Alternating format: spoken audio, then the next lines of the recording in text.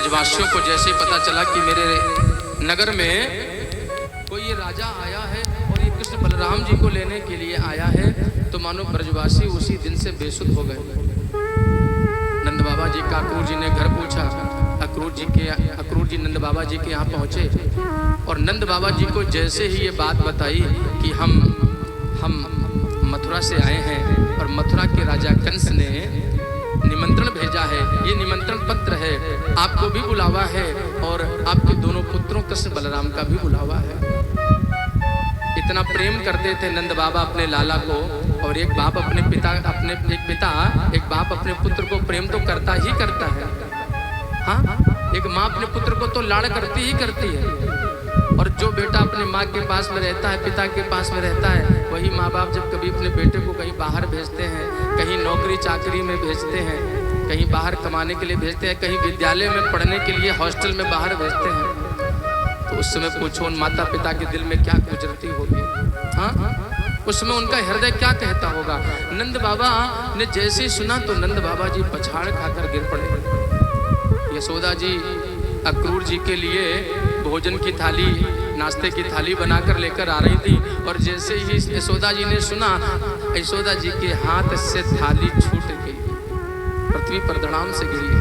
कन्हैया दौड़े दौड़े आए, कन्हैया दौड़े दौड़े आए, मैया मैया कहाँ है गयो, देखो कहाँ है गयो, तुमको कहाँ है गयो।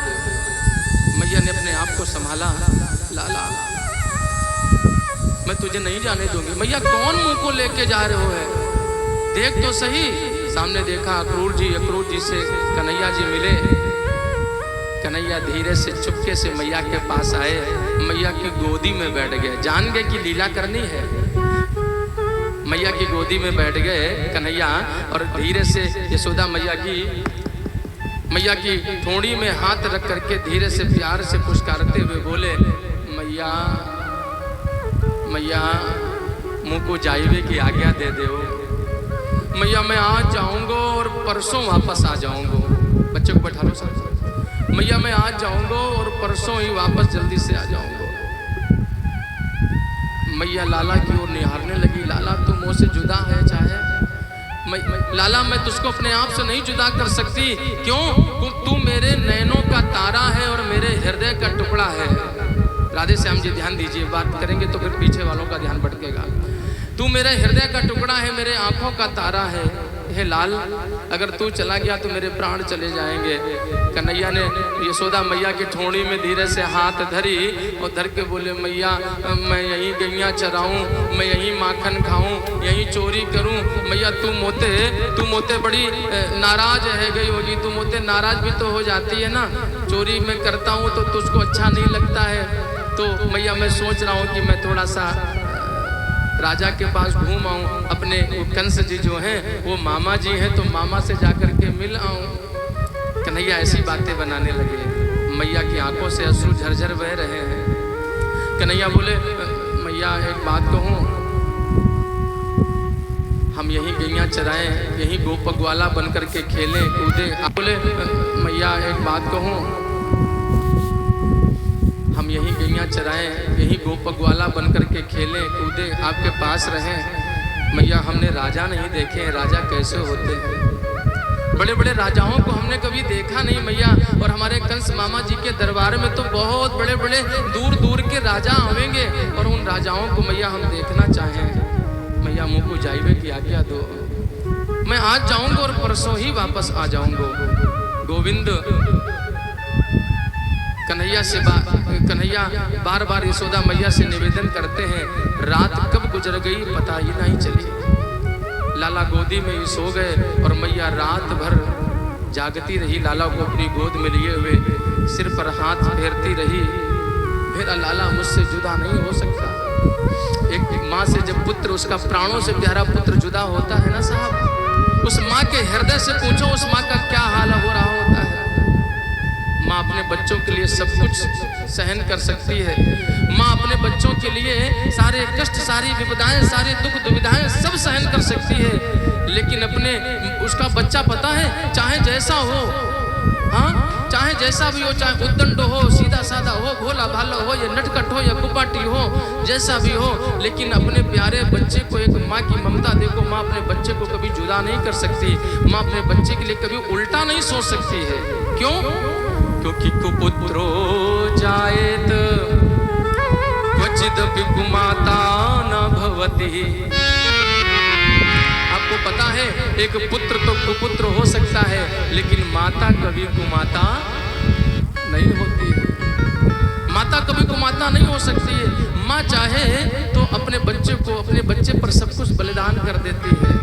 एक वो हमारे संसार की एक शख्सियत है जिसको हम माँ कहते हैं। ये माँ है, और माँ रात भर बिलखती रही, रोती रही। एक मैया थी, एक माँ थी, तो उस माँ के गर्भ में उसके पति का बीज गर्भ में पल रहा था, उसका सुध पल रहा था। उसका पति स्वर्गधाम जा चुका था। वो माँ बड़ी निर्धन थी। सुनिएगा जरा, वो मैया अपने जीवन यापन को जी रही थी कि मेरा बेटा बड़ा होगा तो मेरा बुढ़ापे का सहारा बनेगा, मेरा बेटा जब पैदा होगा, मेरी संतान पैदा होगी, बुढ़ापे का सहारा बनेगी। एक दिन की बात, उस बूढ़ी मैया की, उस देवी की कुटिया में एक कुछ महात्मा जी आए। महात्माओं ने भोजन मांगा, देवी ने उनको बढ़िया भोजन कराया।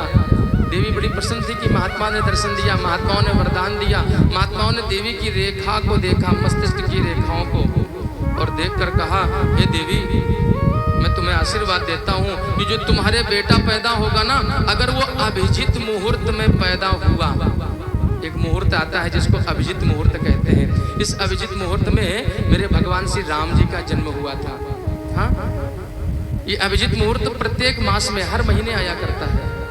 इस अभिजित मुहूर्त में अगर तुम्हारा बेटा पैदा होगा तो मैं आशीर्वाद देता हूँ कि तुम्हारा बेटा जब बड़ा होगा ना, तो एक बहुत बड़े देश का राजा बनेगा, सम्राट बनेगा, और प्रजा का पालक होगा। बहुत अच्छा बेटा, बहुत अच्छा राजा बनेगा। माँ बड़ी प्रसन्न हुई, अपने बेटे को पालती है उधर में, और धीरे धीरे करके 9 महीने कब बीत गए। आज 9वां महीना पूर्ण होने लगा तो उसके उदर में पीड़ा होने लगी। माँ का पेट दर्द कर रहा है, उधर पीड़ित हो रहा है, मानो प्रसव हो जाएगा। वो उसको पता नहीं था कि आज मुहूर्त कौन सा है। पढ़ी लिखी नहीं थी, दौड़कर अपने गांव में पुजारी जी के पास में गई। पुजारी जी, आज कौन सा मुहूर्त है? पुजारी जी ने पंचांग खोला, पंचांग खोल करके देखा। देवी, उसने पूछा क्या आज अभिजित मुहूर्त है? पुजारी जी ने देखा, बोले देवी, आज तो ये नक्षत्र नहीं है, आज तो अभिजित मुहूर्त नहीं, नक्षत्र नहीं है। अभिजित मुहूर्त तो कल सुबह ब्रह्म मुहूर्त तक लग जाएगा, अभी तो नहीं है। देवी सिर झुकाकर, सिर लटकाकर अपनी कुटिया में आ गई। अब दुखी है क्योंकि उसका पेट दर्द कर रहा है, और माँ को जब संतान होती तो माँ जानती होगी कि उधर में कितनी पीड़ा होती है। अपने पेट को पकड़े है, क्या करूं? अगर मेरा बेटा कहीं अभी पैदा हो गया, मेरी संतान अगर अभी जन्म ले ली गई, तो फिर वो बड़ा होकर के राजा कैसे बन पाएगी? महात्मा जी ने आशीर्वाद दिया था कि बेटा जब पैदा होगा और अगर अभिजित मुहूर्त में होगा तो राजा बनेगी, एक छत्र सम्राट राजा होगी, प्रजा पालक राजा होगी। मेरा बेटा अगर कहीं अभी पैदा हो गया तो मेरे जैसा ही निर्धन रहेगा, क्या करूं? लेट गई, अपने पैरों में रस्सी बांध ली, अपने हाथों में रस्सी बांध ली। जरा देखिए एक माँ की ममता, और अपने पैरों में रस्सी बांध करके अपनी कुटिया में जो सामने खंभ था, उस खंभ में रस्सी को लपेट करके बांध करके शरीर को खिंचाव देकर लेट गई, और दोनों हाथों में रस्सी बांध ली, और जो पीछे खंभ था उस पीछे खंभ में भी खिंचाव दे करके धरती पर लेट गई। पैरों से भी खींच रही है शरीर को और हाथों से भी खींच रही है। जब मैं अपने शरीर को खिंचाव दूंगी ना, तो मेरा भले मुझे पीड़ा कितनी होती रहे, दर्द होता रहे, लेकिन मेरा प्रसव नहीं हो पाएगा। किसी को बुलाया भी नहीं उसने, किसी अपनी सखी सहेली पड़ोसिन को नहीं बुलाया। रात भर वो देवी रात भर कराहती रही, पीड़ित होती रही, दर्द से कचोटती रही, अपने आप को दर्द सहती रही। और जानते हो, जब सुबह की वेला हुई ना, जैसे ही सवेरा हुआ, ब्रह्म मुहूर्त हुआ, उस कुटिया में एक छोटे से बच्चे की किलकारी गूंजने लगी। किलकारी तो गूंजी, वो छोटा बच्चा जब पैदा हुआ, और वही छोटा बच्चा जब बड़ा हुआ ना, तो अभिजित मुहूर्त था, और अभिजित मुहूर्त के बाद जब वो बच्चा धीरे धीरे बड़ा हुआ, वही बालक बड़ा सुंदर सा एक देश का राजा बना, एक सम्राट बना। अभिजित मुहूर्त में बेटा पैदा हुआ, एक राजा बना, महात्माओं का आशीर्वाद उसे लगा।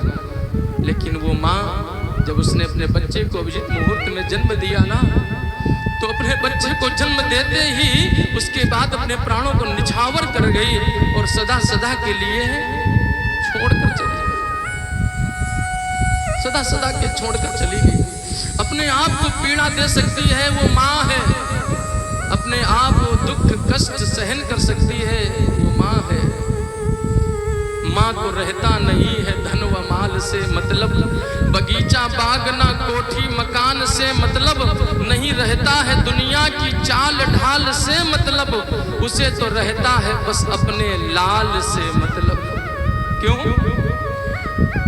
क्योंकि वो बोझ उठाती है 9 महीने का, पिलाकर दूध जिलाती है अपने सीने का, उसे गम नहीं है अपने मरने जीने का, उसे तो रहता है ख्याल अपने लाल के पसीने का।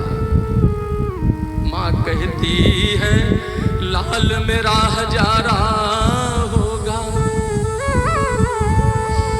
एक माँ होती ना, अपने बच्चे को यही आशीर्वाद देती, जब उसका बच्चा आता है ना माँ के पास में, तो वो माँ कहती मेरा बेटा हजारी उम्र का हो जाए। माँ कहती है लाल मेरा हजारा होगा, बड़ा होकर बुढ़ापे का सहारा होगा, कर्ज चुका सकता नहीं वो माँ के कर्जे से, दर्जा ऊंचा है बढ़ के सबसे माँ के दर्जे से। एक बात कहूं, अब जब सब लोगों को देखता हूं ना, मैं कथा मंच पर जाता हूं ना, तो अपनी माँ की याद आती, अपनी मैया की याद आती है। फिर सोचता हूं मैया आज तू मेरे पास में नहीं है, कोई बात नहीं। जब मैं छोटा था ना, बहुत बचपन से कथा कर रहा हूं, और जब कथा करके घर जाया करता था, तो मेरी मैया मेरी बहनों से कहती थी मेरा बेटा 4-4 घंटे कथा कह करके आता है, 4-4 घंटे बैठ करके मंच पर बैठता है, कथा बोलता है, थक जाता है। एक कटोरे में दूध डालो और दूध में हल्दी मिला करके उस लाला को पिलाओ। क्यों? मेरा लाला थक गया होगा, मेरा लाला थक गया होगा। 4 घंटे कथा बोलता है, बहुत मेहनत करता है।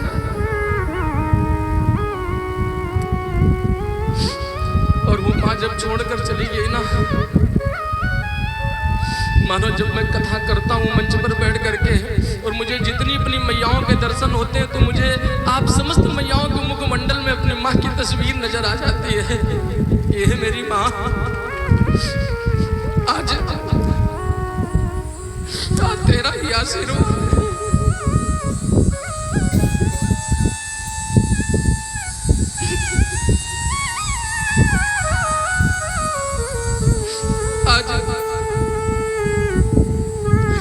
आशीर्वाद देकर गई थी कि मेरा बेटा कथावाचक बन जाए, मेरा बेटा बहुत बड़ा विद्वान बन जाए। और उस माँ का ही आशीर्वाद अपने संतान को लगता है।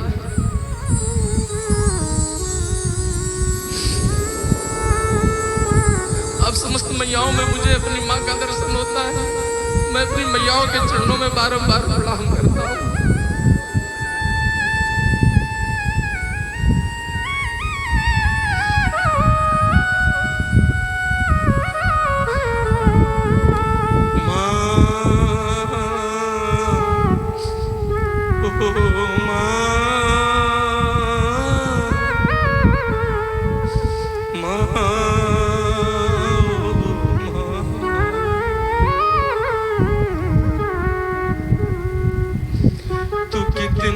अच्छी है तू, कितनी भोली है ओ माँ, ओ माँ, प्यारी माँ। माँ बच्चों की जान होती है, किस्मत वाले होते हैं वो जिनके माँ होती है। ये जो दुनिया है वन है कांटों का, तू फुलवारी है। ओ माँ, ओ माँ, ओ माँ, प्यारी माँ, दुखन लागी है माँ तेरी अखियाँ, रातों रात जागी है तू, सोई नहीं बतिया तेरी निंदिया पे, हो अपनी निंदिया भी तूने वारी